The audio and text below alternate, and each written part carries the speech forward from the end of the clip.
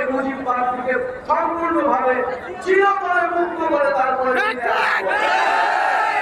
মুজিববাদী সন্ত্রাসীদের 5ই আগস্ট আমরা পরাস্ত করেছি।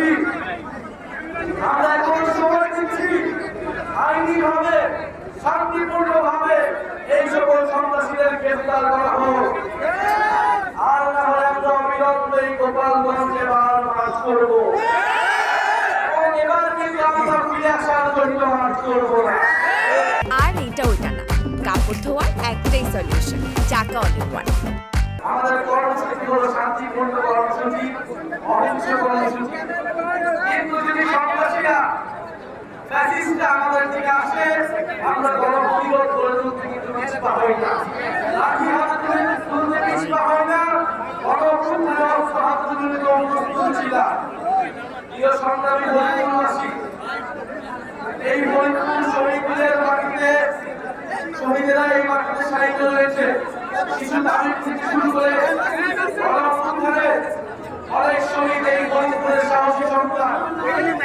এই ফরিদপুরের অনেক সাহসী জুলাই গণঅভ্যুত্থানে বৈষম্যবিরোধী ছাত্র আন্দোলনের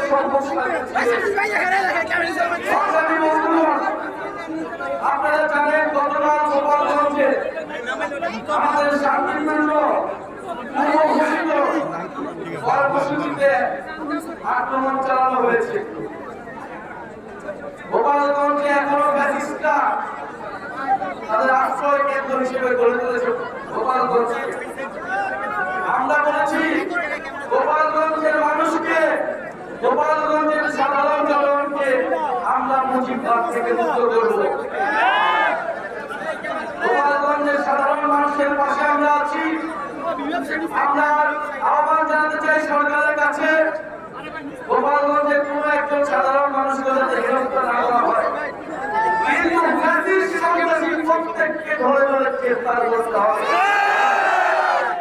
সংগ্রামী বন্ধুগণ, 4 জন মানুষ বিচার বহির্ভূতভাবে গতকাল মারা গিয়েছে। আমরা 5ই আগস্টের পরে বলেছিলাম সন্ত্রাসীদেরও মানবাধিকার আমরা বিশ্বাস করি। বিচারিক প্রক্রিয়া আওয়ামী লীগ ছাত্রলীগকে গ্রেফতার করতে হবে, বিচারের আওতায় আনতে হবে, কিন্তু আমরা দেখছি গ্রেফতার হচ্ছে না। গ্রেফতার হয়ে কোর্ট থেকে ছাড়া পাচ্ছে,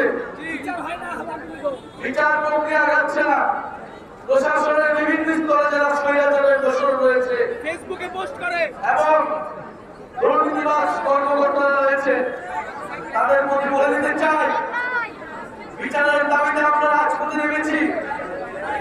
বিচার আদায় না করে আমরা রাজপথ থেকে উঠে যাব না। রিফাইন্ড আওয়ামী লীগ বাংলাদেশে প্রতিষ্ঠা করতে চায়। গতকালকে রিফাইন্ড আওয়ামী লীগের রিফাইন্ড মুজিববাদীর একটা ভাষণ এই দেশের জনগণ দেখেছে।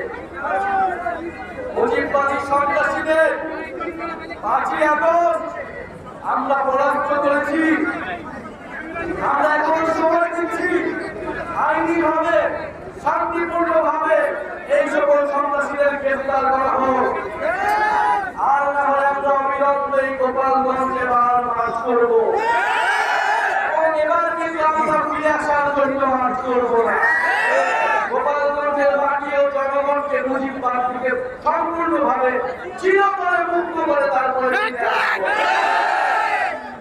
ফরিদপুরবাসী আজকে ঐতিহাসিক 17 জুলাই, এই 17 জুলাই আমাদের সংগ্রামী সদস্য সচিব আক্তার হোসেন এই গণঅভ্যুত্থানে প্রথম গ্রেফতার হয়েছিলেন, রাজবন্দী হয়েছিলেন গণঅভ্যুত্থানে বৈষম্যবিরোধী ছাত্র আন্দোলন থেকে।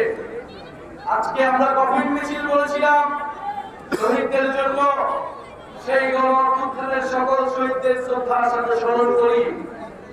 যারা ভেবেছিলেন এই জুলাই পদযাত্রা আক্রমণ করে বাধা দিয়ে সশস্ত্র হামলা করে থামিয়ে দিবেন, তারা ভুলে গেছে যারা কাদের সামনে দাঁড়িয়েছে, যারা মৃত্যুর মুখ থেকে বারবার ফিরে এসেছে, ভুলের কিন্তু আক্রমণ করে বারবার রাজপথে দাঁড়িয়েছে।